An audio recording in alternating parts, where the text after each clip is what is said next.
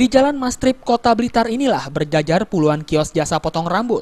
Setiap hari mereka menggantungkan pendapatan sebagai pemotong rambut.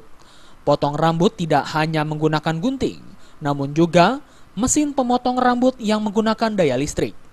Daya listrik yang dimiliki para jasa pemotong rambut ini rata-rata 900 watt. Sedangkan pemerintah berencana akan mencabut subsidi listrik untuk daya 450 dan 900 watt dan mengganti dengan 1350 watt non-subsidi. Untuk sekali potong rambut mereka hanya mendapatkan upah Rp8.000. Dalam sehari mereka rata-rata memotong 3-5 orang. Sedangkan untuk biaya listrik yang mereka gunakan dalam 1 bulan berkisar Rp150.000 per bulan. Para pemotong rambut ini mengaku keberatan bila pemerintah mencabut subsidi listrik. Mereka berharap pemerintah menunda rencana tersebut di tengah perekonomian yang sulit seperti sekarang ini. Nah, kalau saat ini ya beratlah untuk kita, untuk masyarakat kecil, di mana misalnya sekarang ekonomi lagi terpuruk.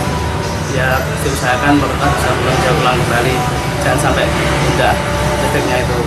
Apalagi sekarang ekonomi lagi ya agak sulit ini. Nah, kalau ongkos dinaikkan itu kalau misalnya potong rambut kemungkinan ya tidak bisa, gimana kalau ekonomi ini sekarang kan sudah gimana ya, tidak menyesuaikan dengan harga.